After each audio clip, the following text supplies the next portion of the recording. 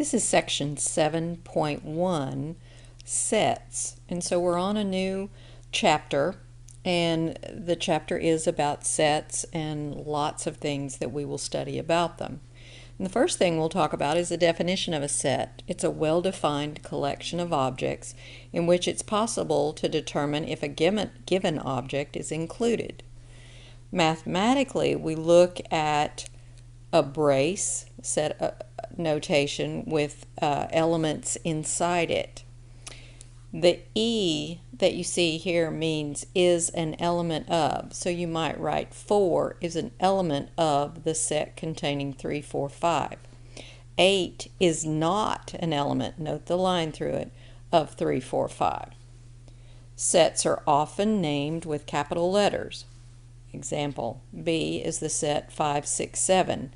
Then you could say 6 is an element of B. 10 is not an element of B.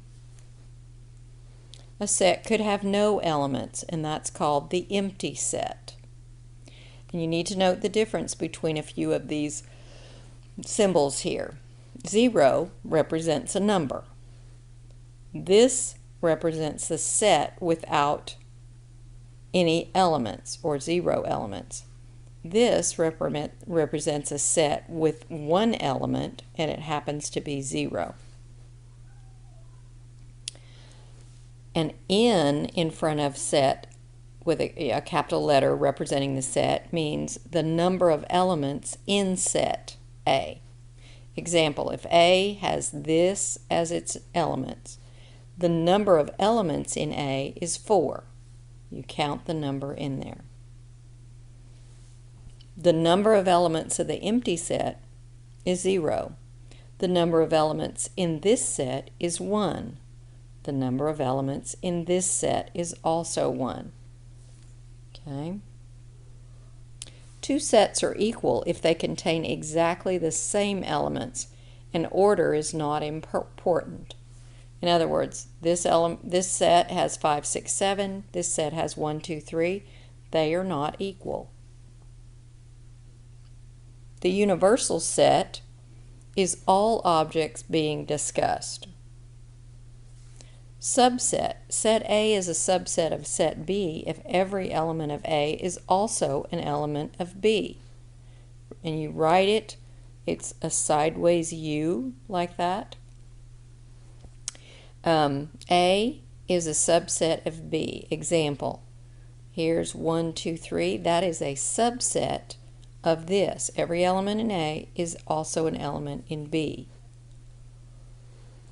Here's a rule to remember. For any set A, the empty set is a subset of A, and also A is a subset of itself. Let's look at some examples. A list all subsets of this set, 7, 8. 7 is a subset, 8 is, 7, 8, which is itself, and the empty set. So there's 4 sets. The set that having k elements has 2 to the k subsets. In other words, here's a set. How many elements do we have in it? 5. So the number of subsets that could be formed would be 2 to the 5th, which is 32.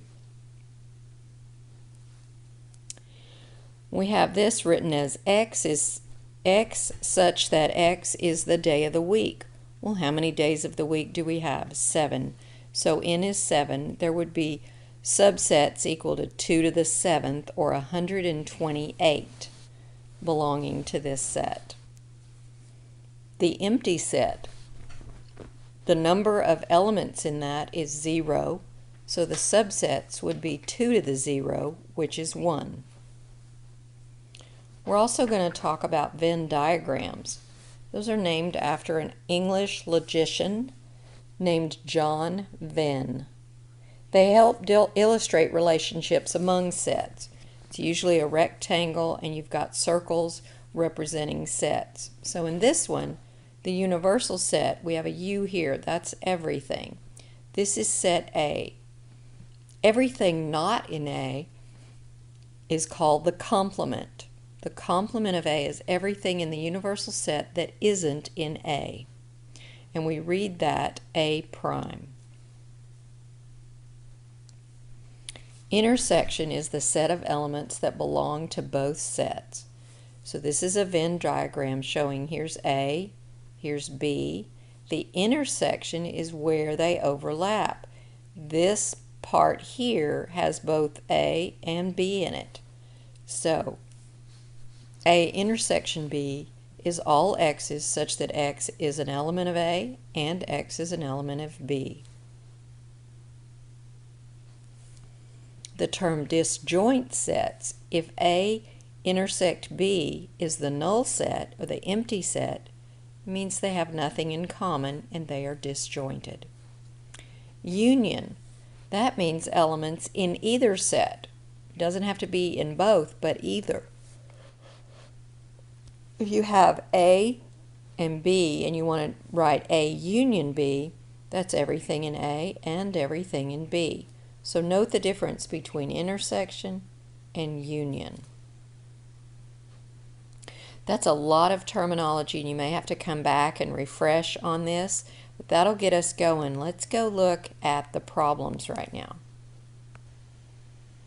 Number 1 says, determine if the statement is true or false.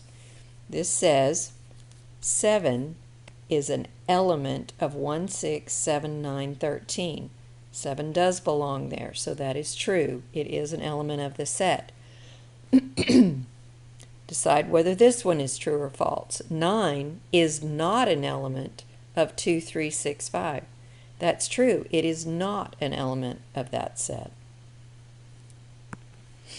Number 3, if A is equal to 4, 6, 8, 10, 12, insert subset or not a subset to make the statement true. The empty set is a subset or is not a subset of A. We would choose that symbol because the empty set is a subset of every set.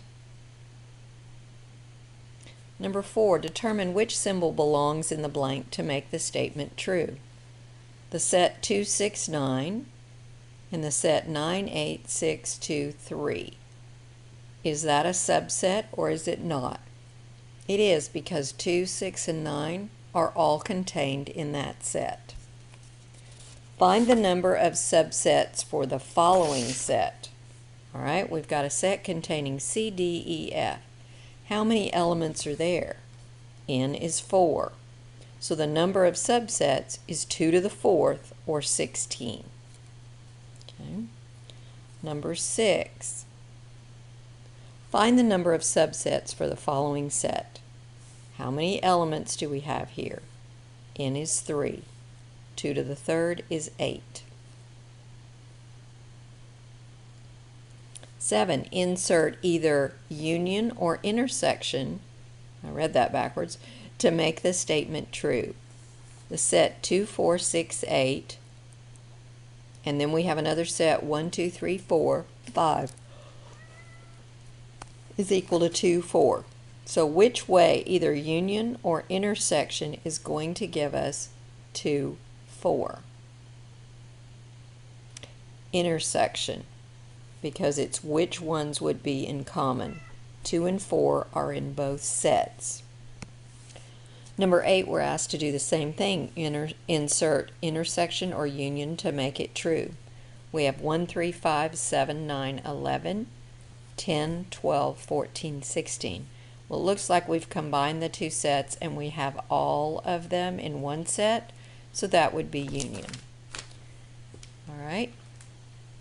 Use A as this set 4, 5, 6, 7, 8, 9, and B is this set to find A intersect B.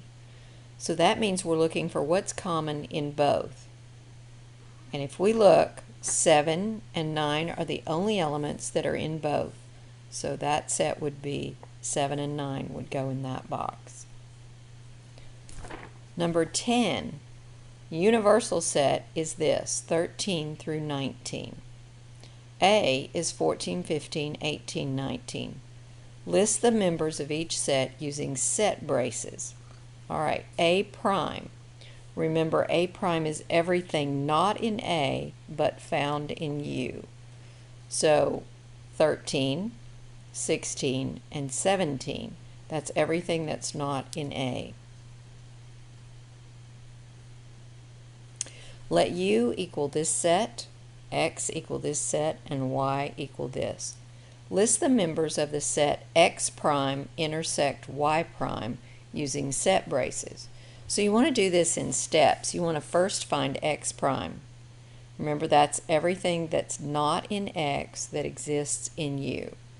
So X is A, B, C, 9, 10, 11. We're going to go through here and find everything that's not in that. That would be D, E, F, 8, 12, 13. We'll do the same thing with Y. Here's Y, so we'll go back here and say, what's everything that's not in Y? That's A, C, E, 9, 11, 13. The intersection of these two is what's in common in this and this. And it's E and 13. So the answer to intersection of X prime and Y prime is E13. 12. Let D equal this set, E is this, and F is this. List the elements included in the set D union E, and then that thing intersect F. So again, we'll do this in steps. Let's first find D union E. That's everything in both D and E. So 4, 6, 7, 8, 9. Now take that set and intersect with F, meaning what's common between here and here. So we have 6, 7, and 9. So be careful and do these in steps. All right, 13. Let U equal the people at Mount College. A, the students at Mount College. U was the universal. That's all the people. A is the students at Mount College. B is the teachers at the college. C is the females. And D is the males. Describe verbally the set C prime. So C prime would be all the people at Mount College that are not females. Not females. So let's see. Not students. Is the students, is the females. Here it is. So this would be all the people